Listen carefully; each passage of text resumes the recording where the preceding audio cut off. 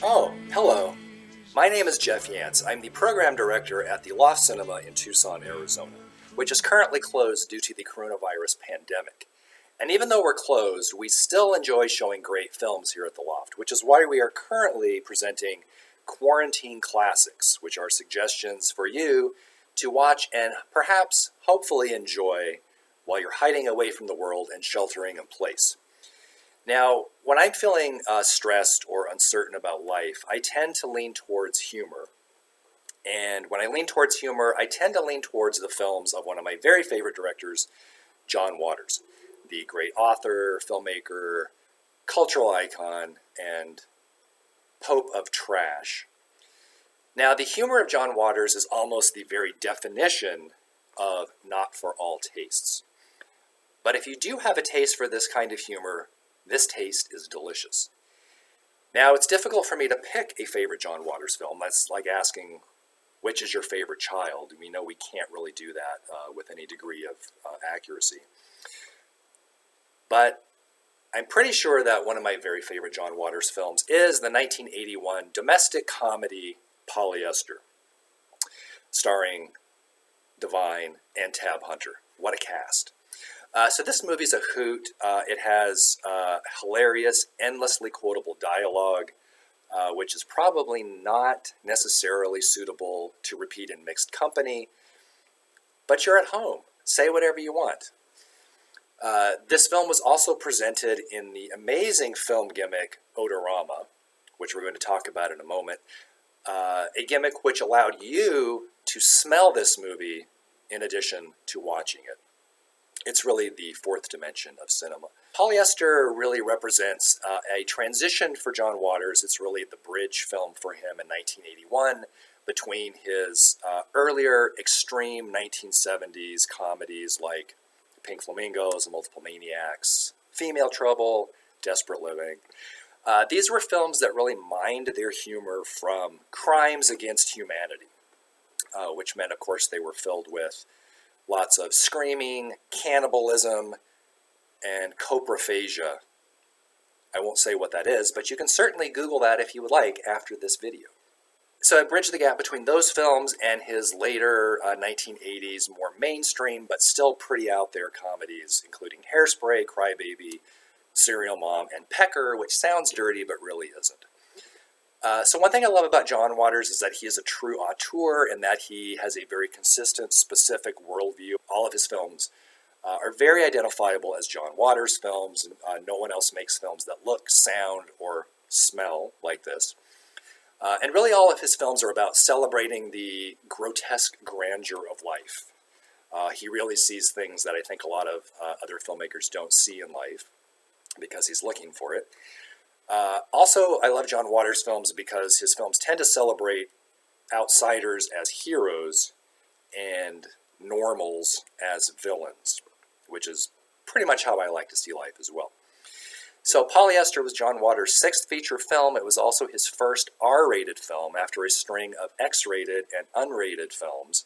I mean, honestly, the ratings boards, I think, did not know what to do with films like Pink Flamingos and Female Trouble. They're X, but they're not really porn. They're just disturbing and strange. This film garnered an R rating. It also had the highest budget for a John Waters movie up to this point of $300,000, which afforded him the luxury of crane shots and aerial helicopter shots and slicker photography, which was all the better to show off the great set design of his production designer, Vincent Peranio, who did all of his films up to this point. This also afforded John Waters the luxury of hiring Debbie Harry from Blondie to write the music, and also to have not only Tab Hunter singing music in this film, but Bill Murray singing a song. The same year that Bill Murray starred in Stripes. Now that's a wide range of activity for Bill Murray in 1981. This is perhaps also the first John Waters film that did not really require a barf bag when watching the film. So this movie was really more about stimulating the funny bone rather than the gag reflex. This was also the first John Waters film to play in commercial theaters across the country, which meant that children could sneak into suburban multiplexes to watch this R-rated film, and thus infecting them with the humor of John Waters, which I think is pretty great. The movie was actually a big hit, which I find hilarious that a movie this odd and subversive and crackpot actually made a fair amount of money. It got good reviews in the New York Times. People magazine actually reviewed the film. On the poster behind me, they blurred People magazine saying, "This film is as funny as Animal House and Airplane." I don't know that I would compare any of those films to Polyester, but People magazine did. This movie features a legitimately great performance by the one and only Divine, John Waters, of course, muse throughout the 1970s and into the 80s. Here he plays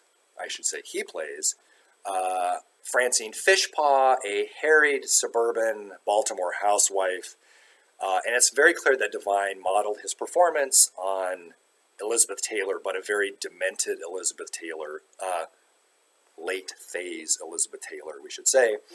But this is really the first time that Divine played a recognizably human character on film, as opposed to the rampaging monsters he portrayed in Pink Flamingos and Female Trouble. Francine in this film is subjected to one domestic disaster after another, which is great for comedy, bad for her, including but not limited to alcoholism, adultery, insanity, homicide, and macrame.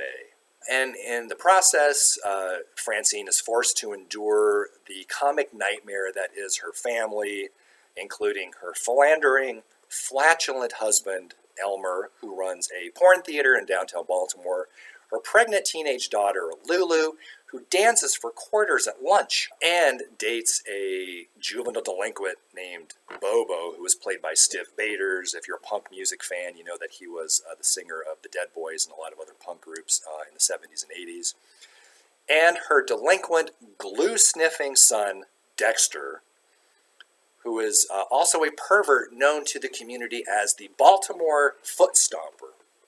And I will leave it at that. Perhaps Francine can only be saved from this domestic drudgery by a mysterious hunk who blows into town, a lounge lizard and a white Corvette played by 1950s teen idol Tab Hunter, who is perfectly cast in this film. Tab Hunter actually came to the Loft a few years ago. He signed my Polyester poster, which is great, and he was happy to do it. It was kind of a controversial, shocking move to cast Tab Hunter in this film in 1981 because he was still over 2 decades away from coming out as a gay man at that point. So people were shocked that the 50s teen idol was making out with Divine and Polyester. It was so controversial that early screenings of Polyester on television actually edited out the kissing scenes between the two of them. But now it's fine. Now we're totally cool with it, apparently. This film has a lot of John Waters regular actors in it that you've seen in all of his films previously, like Mink Stole, who's great, Cookie Mueller, Mary Vivian Pierce, etc. But the most valuable player award in Polyester, as is the case with every film that she starred in for John Waters, and she starred in several, was the great Edith Massey, whom you may remember as the Egg Lady in Pink Flamingos and Queen Carlotta in Desperate Living. Here she plays Cuddles Kavinsky, the world's oldest debutante, which is a character you don't often see in a film. Edith Massey had, shall we say, a very specific way of reciting dialogue. She didn't always remember the lines, so she had a very interesting delivery. She's hilarious. She's great. And this was unfortunately her final film with John Waters. She passed away not too long after Polyester, later in the 80s. The film is really about trying to understand the futility of being a normal American family, because who wants that? We've got enough of those. And because this is a John Waters comedy, this is not going to be a normal family comedy by a long shot, even though it's R-rated and it played in multiplexes. This is still a film that has trick-or-treaters who murder and a home for unwed mothers run by sadistic nuns who force the girls to take hayrides in the pouring rain, among other hilarious highlights. So there's a lot going on in this film. This film is also an homage to two of John Waters' very favorite directors, one of them being Douglas Sirk, who is known as the king of the 1950s Hollywood melodramas or women's pictures. films that basically showed starlets like Joan Crawford and Lana Turner having a very hard time. Douglas Sirk is famous for directing films like Magnificent Obsession and Written on the Wind and All That Heaven Allows. And he later became a touchstone for many great directors, including Todd Haynes and Rainer Werner Fassbinder. And you will see many specific allusions to the films of Douglas Sirk in Polyester, particularly in the lighting, which John Waters lifted directly from Douglas Sirk films, in particular, scenes of a slash of light hitting the eyes of Francine Fishpaw, which was a favorite technique of Douglas Sirk's to highlight the emotional turmoil of his beleaguered heroines. And of course, the film is also an homage to one of John Waters' other favorite directors, the great William Castle, the king of the Hollywood gimmick film.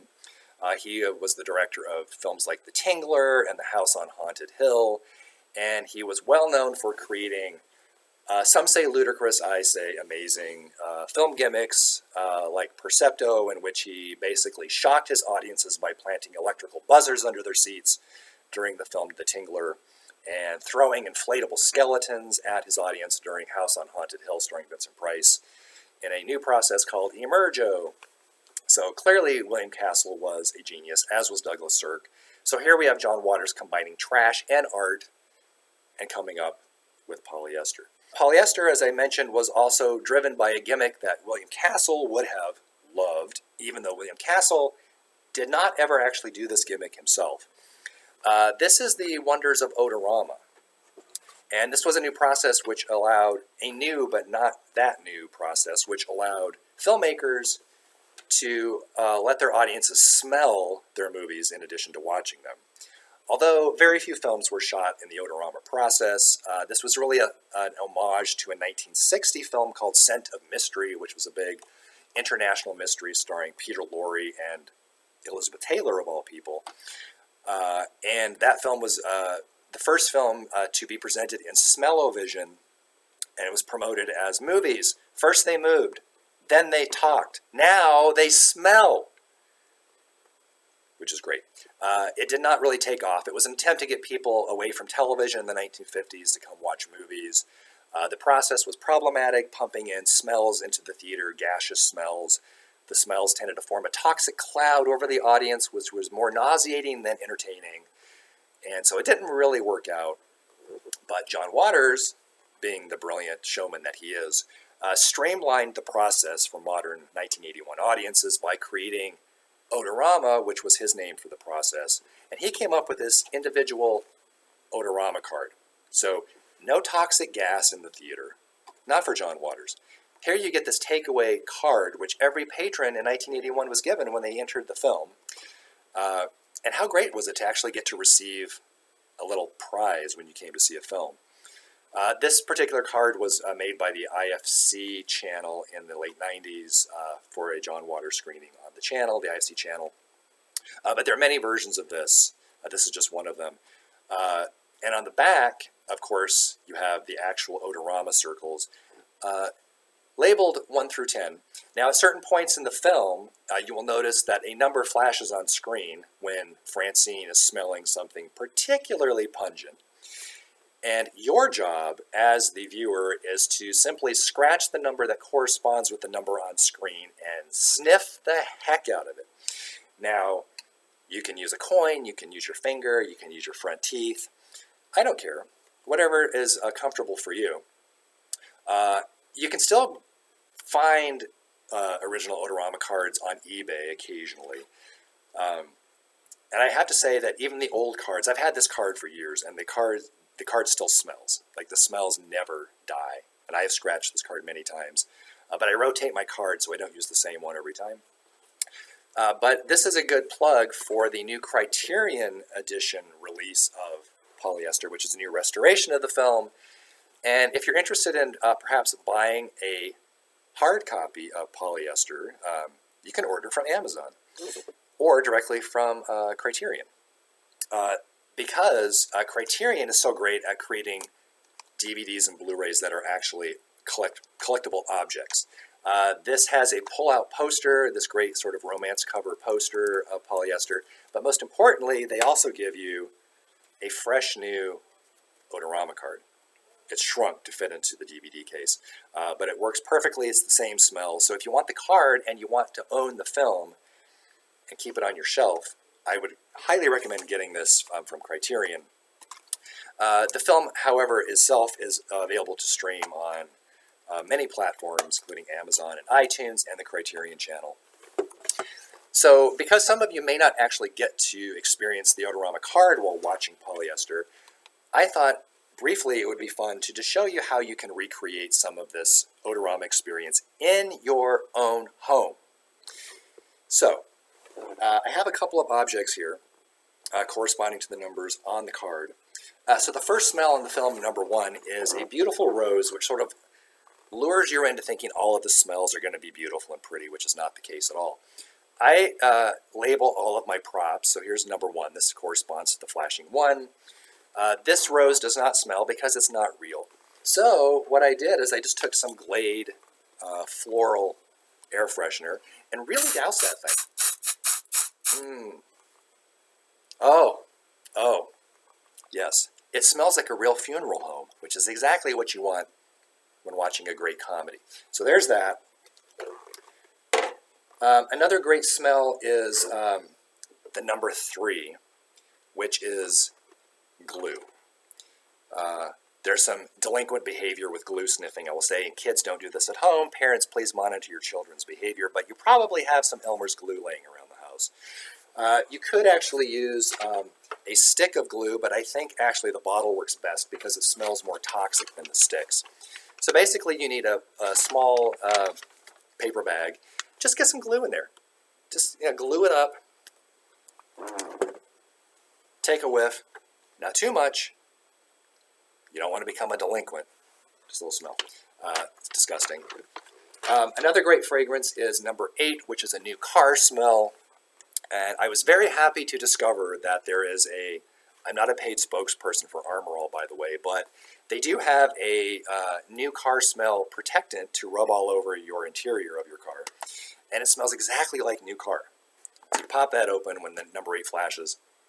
Oh, that's $8,000 in resale value right there. That is amazing. And of course, the finale of the film is a big air spray orgy, so you can use any kind of sanitizer, deodorant, spray that in the air. And this spray is actually one that kills cold and flu viruses, so this is very effective right now in this time that we're living in. So you can spray this all over your house and enjoy Polyester. My favorite smell, one of my favorite smells, is number 9, which is dirty sneakers. So I've labeled my sneakers. These are my actual sneakers. So basically just wear an old pair of sneakers around the house for a few hours or a few days before you watch Polyester. If you're quarantining with a companion, have them do the same thing with the same pair of shoes. So you get double the sweat smell. And then just take a big whiff. Oh, these are my shoes and they're still too much. This is great. Also, because you're probably going to be wanting to be eating while you're watching Polyester. Number 4 is a pizza smell. So please order some pizza from one of your great local pizza joints to support local restaurants during the coronavirus pandemic. And when number 4 flashes on screen, which I've also labeled my pizza, smell it up. I'm not going to eat this. It's very old, but very pungent. I think there's anchovies on it. It's not really what I wanted. And then finally, the number that everyone I think is most interested in is number 2, which is exactly what you think it is, given that this is a John Waters film. Number 2 is easy to recreate. I know that everyone is hoarding beans right now, so you can do the math on that. Again, if you have a quarantine companion, the two of you can collaborate on the number 2 and really go to town. So when the number 2 flashes, let her rip. And there are more fragrances on the Odorama card, but you'll need to discover those for yourself for surprises and excitement and figure out how to recreate them. Be creative. You've got plenty of time. right now, so figure out how to create different scents. You may want every film you watch to smell at this point.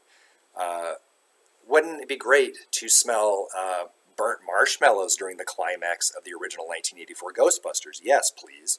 Would it not be incredible to smell the intoxicating aroma of Aqua Velva aftershave lotion and warm Coors beer while watching Smokey and the Bandit? Or really, any Burt Reynolds film? Yes, please. And would it not be great to smell the intoxicating, luxuriant fragrance of a freshly cut peach while watching Call Me By Your Name? Yes, please. The possibilities are really limitless, because it is clearly the time that movies must not only excite our eyes, but also our noses. And why not take the opportunity to have your very own at-home John Waters Film Festival right now? Invite the neighbors from a safe distance. Show pink flamingos. Open your living room window.